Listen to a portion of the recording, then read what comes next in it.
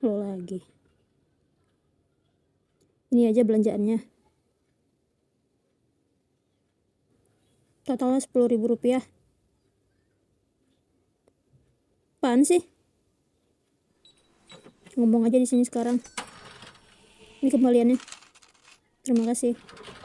Silakan datang kembali. Gak bisa. Gue harus pulang. Besok ada kuliah pagi. Dan gue udah capek banget seharian ini. Jadi please, tolong lo jangan maksa-maksa gue. Lo bisa kan? Pergi sekarang juga dari hadapan gue.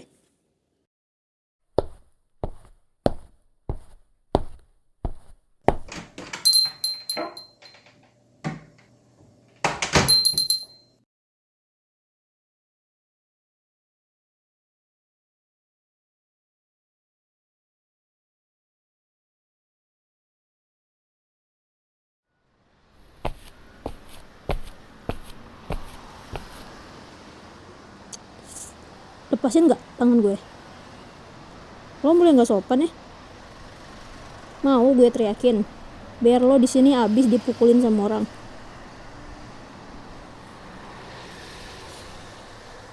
Udah gue bilang kan, gue capek.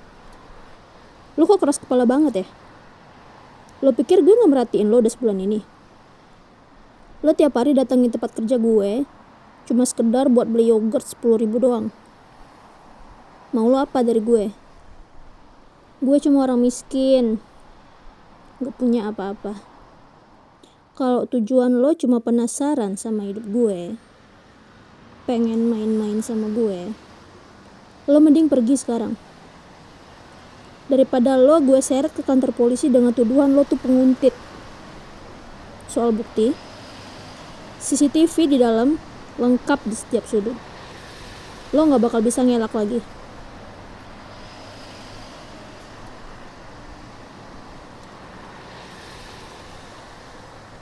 Oke, 30 menit. Lebih dari itu gue cabut. Kalau lo tetap maksa, lo bakal gue teriakin manusia cabul biar lo digebukin sama orang-orang.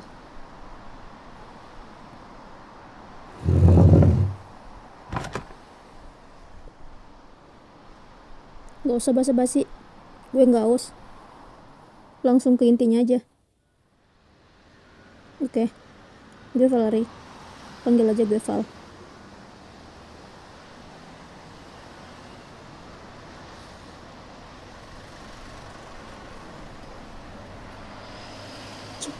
So tau banget lo bilang gue pekerja keras.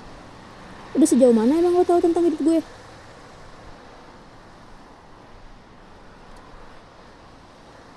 Mana ada orang jahat ngaku jahat. Oke, kalau gitu lo duluan. Kasih gue alasan kenapa gue harus jadi teman lo. Lo bahkan stalking gue di kampus. Sampai tahu gue gak punya teman. Bener-bener gak waras lo. Asal lo tahu ya, gue gak butuh teman di hidup gue. Mau hidup gue belangsak, hancur berantakan, it's my problem. Oke? Sampai sini lo paham kan? Gue gak butuh pertolongan siapapun.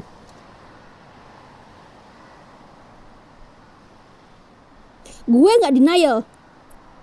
Mau gue bahkan mati sekalipun, itu bukan urusan lo. Bukan tanggung jawab lo. Jadi stop sok peduli sama gue. Lo itu cuma orang asing, gak tahu apa-apa tentang hidup gue.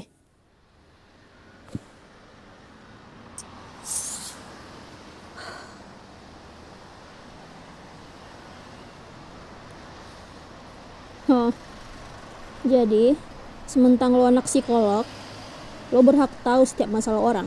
Iya. Bertanggung jawab juga sama masalah setiap orang. Yang bahkan itu bukan urusan lo sama sekali.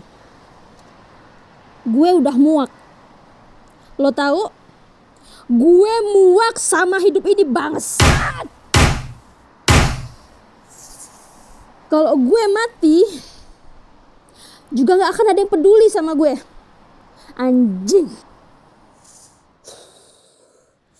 Nyokap gue jadi gila gara-gara ditinggal bokap gue nikah sama selingkuhannya. Setiap gue pulang kerja, pemandangan yang gue lihat adalah nyokap gue yang lagi mabuk-mabukan di rumah tanpa sehelai benang pun di badannya. Abis itu lo tahu apa? Gue selalu kena gampar sama nyokap gue. Karena dia bilang gue anak haram. Gue anak haram. Dan karena muka gue mirip banget sama bapak bangsat itu. Lo bilang, lo lihat sendiri kan setiap hari? Pipi gue, sudut bibir gue selalu lebam-lebam dan luka. Iya, ini hasil karya indah tangan nyokap gue. Yang gue bisa lakuin cuma apa? Diam, nangis, diam, nangis, kayak orang gila.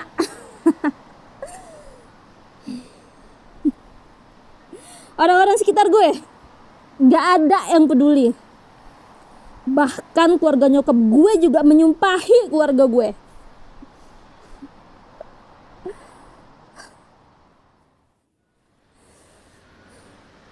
Kenapa?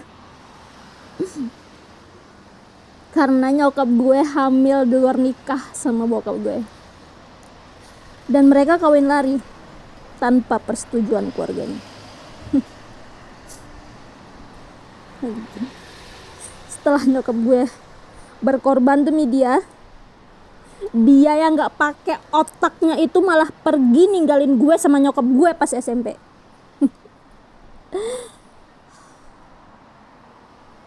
Gue benci banget, benci sebenci-bencinya sama bokap gue, sampai rasanya gue pengen buang dia ke neraka sekarang juga.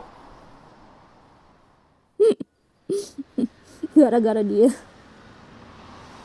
gue benci banget sama semua laki-laki. Gue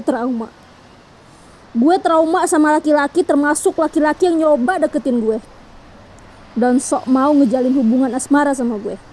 Tai.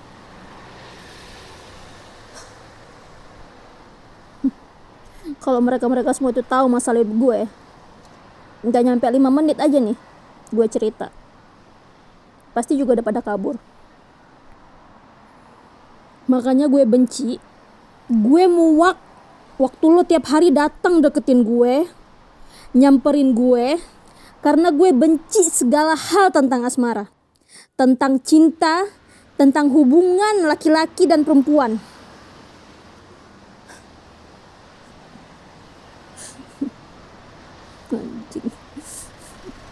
Sekarang lo puas? Lo puas kan? Udah denger semua masalah hidup gue.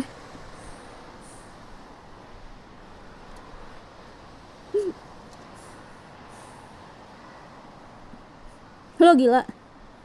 Kenapa lo yang sampai nangis? Tolol lo ya? Kenapa juga lo yang minta maaf?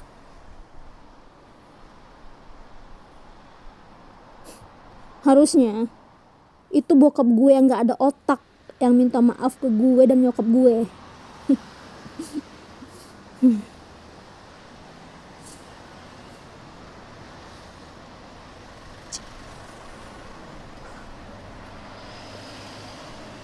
Mau diobatin pakai apa? Mau dibawa ke rumah sakit, duitnya mana? Lo pikir gue anak orang kaya? Gue kuliah aja ngandelin beasiswa, tolol. Makanya gue gak bisa nyalahin nyokap gue tiap dia kumat. Karena gue tahu trauma-traumanya gue lebih trauma lagi dia. Sampai dia jadi gila kayak gitu.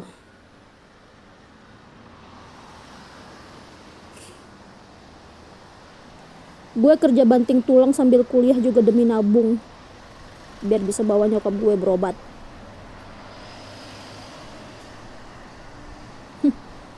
Bantu apa lagi?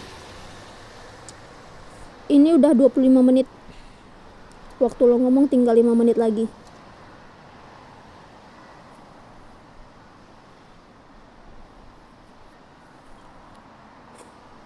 Kan udah gue bilang, gue belum punya duit. Gratis. Gila aja lo.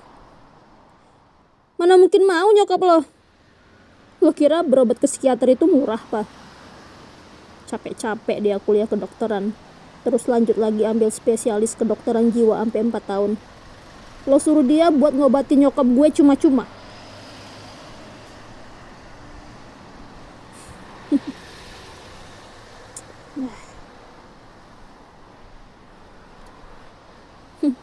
Baik juga nyokap lo.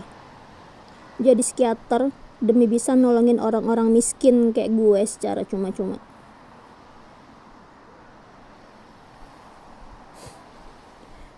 Gue gak perlu berobat. Nyokap gue aja. Selama dia sehat, gue pasti juga bakal sehat. Gue pikirin lagi nanti. Gue mau balik sekarang. Waktu lo udah habis. Gak perlu. Gue bisa pulang sendiri. Naik sepeda. Terus sepeda gue.